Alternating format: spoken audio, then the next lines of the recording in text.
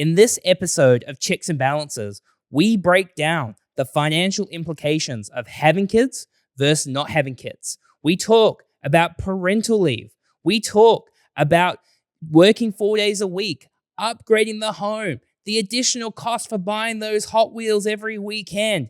It is a huge number. So make sure to click the link, follow the episode. Welcome to Checks and Balances, brought to you by Partners Life. I'm Michael Vincent. This is James Blair, and today, the financial implications of kids.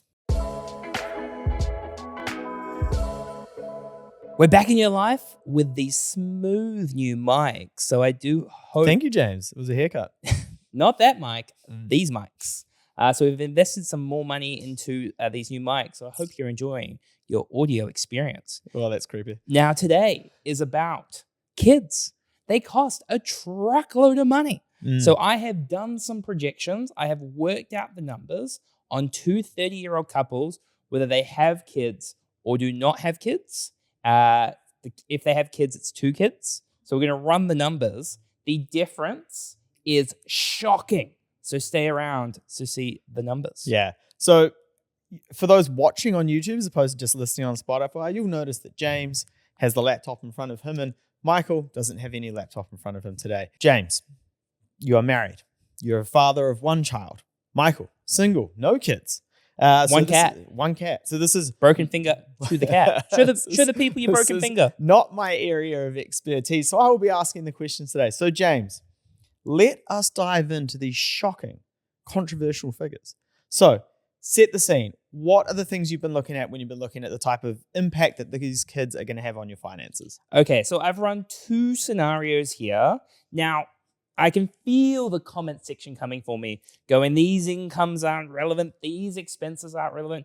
Go on the journey with us, apply it to your own situation. So we've got a couple that are both 30.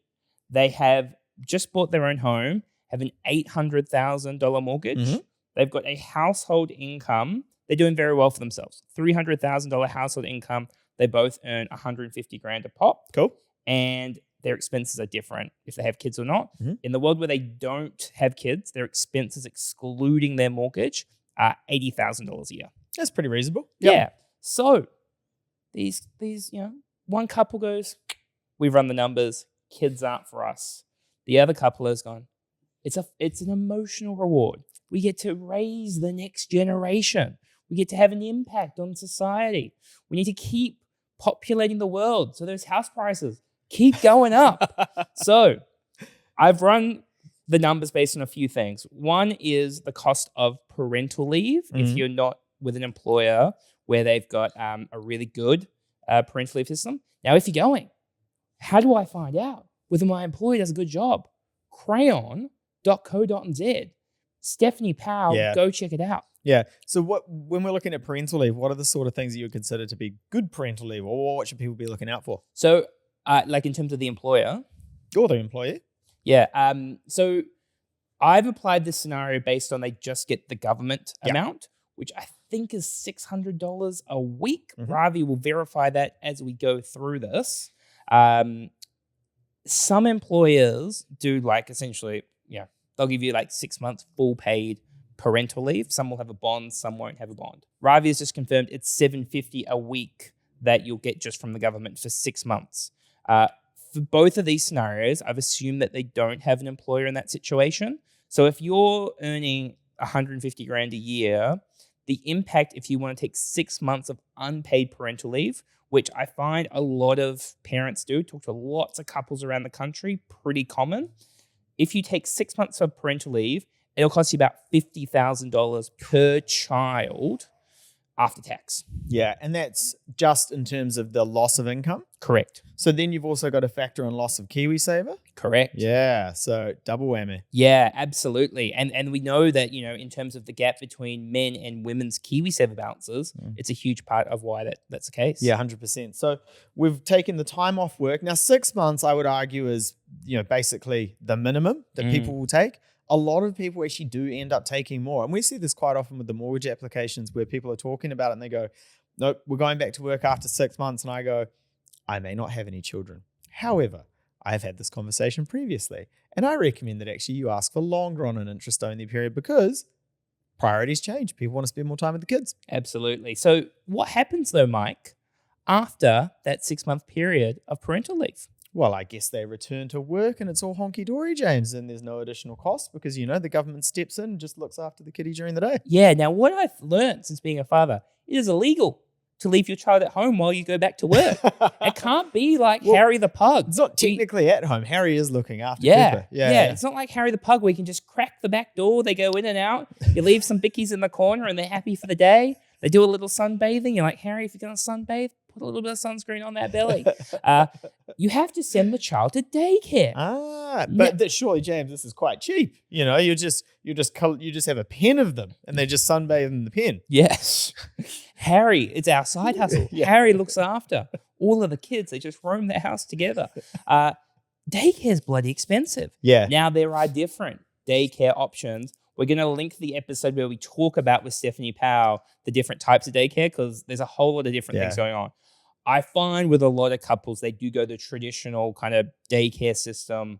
Now, I am spending $1,000 a fortnight on daycare. Now, the question does Cooper have like a Michelin star chef? I assume so. That is the only way you could justify the cost. Yeah. I've brought that down a little bit to adjust for those Koimarama prices. And I've assumed $20,000 a year for 3 years. Yeah.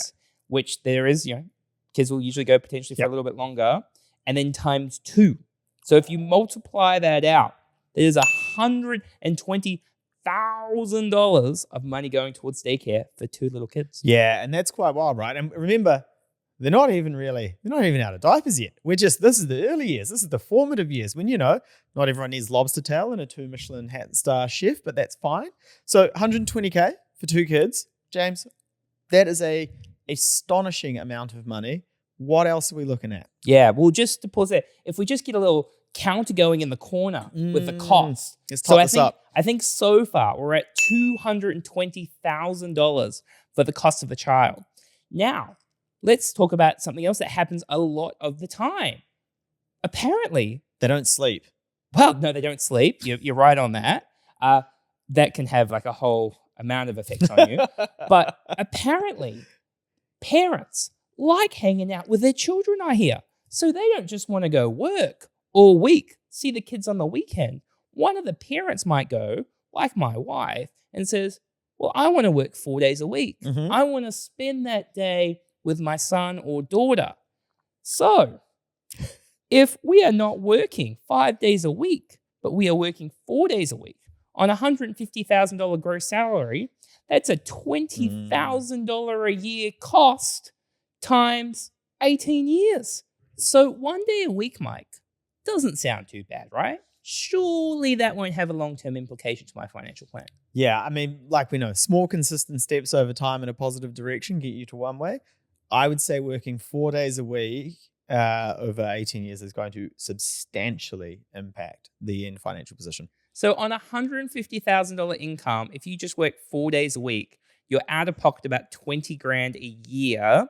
And then you multiply that by 20 years because we're having 2 kids, a little bit of a gap in age. That is $400,000. So our total ticker, 3 items deep, is $620,000. Yeah, that's an astonishing amount of it. And again, when we're looking at these things, these are costs that you incur, or they are a lack of earnings over time. So no one's saying, yeah, guys, you're idiots. You don't have to stump up $600,000 as soon as you have a kid. That's not what we're saying. What we are doing here is counting the total cost, though, over kind of the lifetime of when you would expect to be look after them. So you might go, because, we like to apply, some say boy math or girl math with these sort of situations and go, now granted, I'm only working 4 days a week. However, my child doesn't have to go to daycare 5 days a week, only has to go to daycare 4 days a week. So surely I'm going to be saving some money there. You can adjust that into the calculation. Well, I can't speak about all daycares, but for the daycare that Cooper goes to, guess how much money, Mike, you save for that 5th day? Well, I think it was probably $100. Nothing. It is the exact same for 4 days versus 5 days. Why? Because they know that heaps of parents will only do 4 days a Do week. they basically say, we'll charge you for 4, get the 5th day 3? Yeah, it's like a Briscoe sale. Yeah. So once again, another one. So we've got those costs so far. Now the other one, that Mike, as a mortgage broker, I'm sure you can talk to, right? So let's fast forward a little bit, okay? We've got 2 little kids running around the house. Mhm. We're starting to think about school zones. Mm. How often would you say that family goes, you know what, that house that we're in right now, that first home we bought, got the right school zone, it's a big enough house, does the job. Yeah, probably 0% of the time. Right. Yep. So I have assumed a $500,000 jump in value. Now you might go, that's ridiculous. Now, depending where you are in the country, you might be right. But if you add a multiple on a larger home in a more desirable school zone, I think $500,000 is fair. Yeah, absolutely. Yeah. Okay. So add that to the ticker. So we're now at $1.12 million for kids. Now, another fair point. Argument back at me. You might go, wow, this other couple without kids, they're not going to stay in the same home all of their life. Very fair. So let's reverse this ticker a bit. I've assumed the other couple jumps by $200,000 to a bigger home. Yeah. So we're now back to $820,000. Mhm. God, we'll see if any of this math sticks. Yeah. Before we move on, we talk all the time about planning and growing our wealth, but protecting that wealth is just as important. That's why having the right insurance in place can help when life goes unexpectedly. And that's why this episode is brought to you by Partners Life, a New Zealand operated award-winning insurance provider with over 300,000 Kiwis insured and 89% of claims paid. Partners Life understand that having some insurance is better than having no insurance. They have flexible and personalized solutions for any budget or situation. Check out their website in our show notes below. So we've had the kids. We've done the daycare. We've taken some time off work. We're working 4 days a week. Surely that's enough cost. Surely they just feed themselves. They can, they've learned how to surf. One of them can do a kickflip on a skateboard, so it's all fine. Yeah, some sort of passive income maybe. Yeah. Maybe we can reverse the ticker because they're providing us with this income stream. Oh, maybe there's like unboxing videos on YouTube or something. I don't know. Yeah, this annuity. No, you have to give the children food. You have to clothe them. They might have hobbies. They might want to go do things. God forbid you go, I'd like a little trip to Fiji because I want to go on a holiday, but I want to be in an environment where I don't have to take them very far on a plane and I can pin them into a daycare center at the holiday so I can go drink cocktails at the bar. Not bad. So what I've assumed is $80,000 of expenses for the couple with no kids, excluding the mortgage. I've assumed it jumps to $100,000 a year if they do have. So $20,000, $10,000 per child. It's pretty reasonable. Running It's light. I'd say that's light, but yeah. I'm trying to be fair. Yeah, I tell you what, these projections are not good. If I was any less fair, this is not good. So if we're to roll that forward, that $20,000 additional cost a year, so we don't have just reduced income, we've got increased expenses as well. So that is another $400,000, which gets our ticker up to $1.22 million. Yeesh. Yeah, that's I guess the thing with all of this, right? Again, I'm trying to play devil's advocate. I don't know why I'm trying to play devil's advocate here, but I guess, it's an emotional thing, James. They love me back. They're nice to me. They don't cause me any stress or heartache. I don't have any sleepless nights. 1.22 mil, small price to pay. Now you say that, but now 2-year-old Cooper come home from a hard day at work. I'm excited to see my boy. I'm going to pop him on my knee, read him a couple of bedtime stories, pop him on my knee. All I hear is, mama, mama, up, mama, mama, mama. He doesn't want anything to do with your boy. I'm looking at the financial implications of all of this. I'm like, the ROI is slipping. The very least you can let me do is let me read you freaking Gerald the Giraffe, which I know word for word without even looking at the book anymore. Believe me? Maybe it's your choice in kids' book. What happened to the hungry caterpillar? Gerald was a tall giraffe whose neck was long and slim. His knees were awfully bandy. His legs were rather thin. Stop it.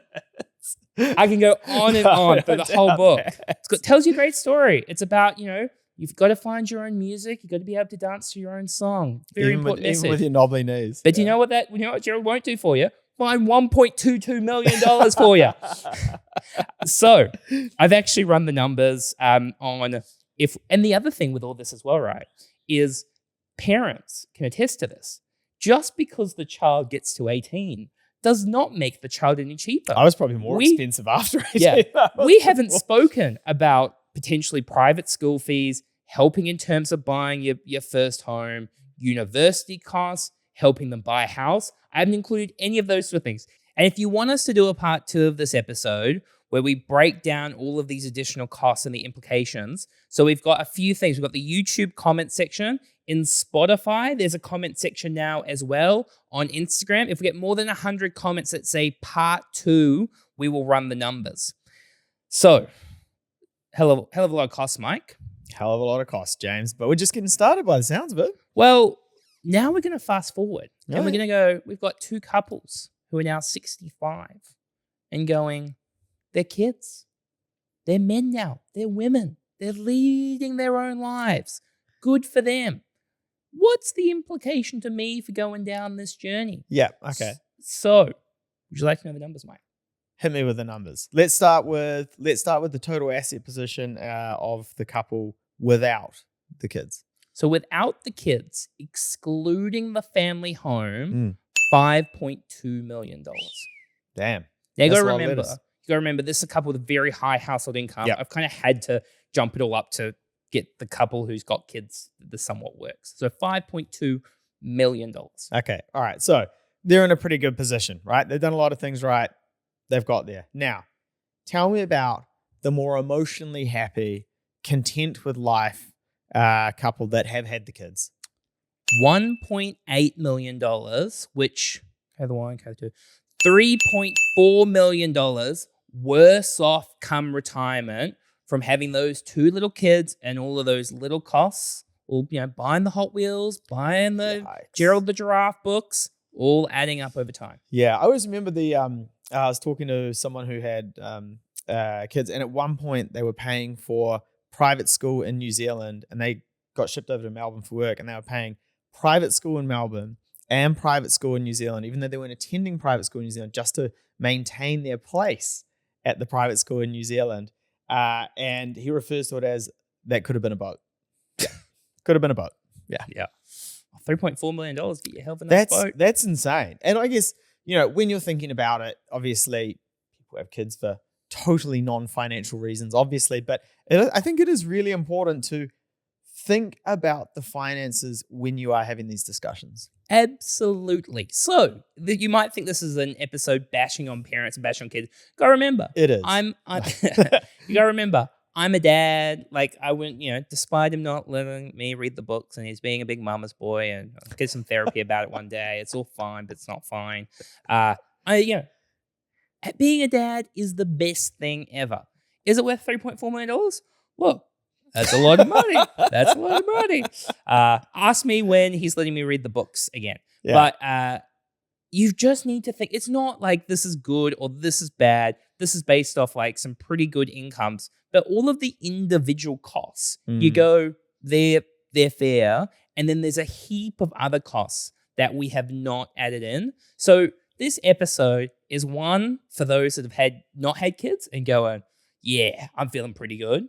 One for those that is having kids and going, well, maybe I feel a little bit better about my situation, because when you have kids, like you're just not going forward financially nearly as fast, and that's okay because you made that decision. And the third group is those who are thinking about having kids, and tag those people in the comment section, send them this video, not to scare them out of having kids, but to go, you got to have a bloody plan.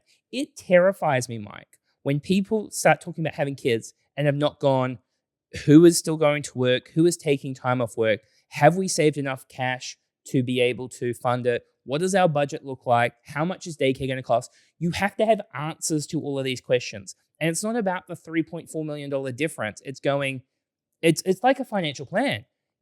Whatever you do here has an implication over here. And you need to understand the implications of the decisions you make. And money is just a tool to help you live the life you want to live. So whatever you want to do is completely fine, but you've got to know the implications. Yeah, and I remember when we had we did an episode with Kat Emerson about her planning for being a mum, and the conversation she was having leading up to that. And one of the really salient points from that discussion was around like, have the conversations before you have the kid, because as soon as the kid arrives and the sleep's gone out the window, it is not a fun time to have those discussions. Yeah, for sure. Okay, well, anyway, that gives you some food for thought. Much love to all the parents out there trying to get this whole thing to work and dealing with that $3.4 million cost. And remind the kids, next time they're giving you a hard time, just go, hey, 1.7 mil a pop. Yeah. That's the implication over here. Much love to Partners Life for sponsoring this episode. Please subscribe to the channel. Please give us a review. Please give us a like. I'm going to catch you next time and go and try and read my boy, Gerald the Giraffe. Cheers.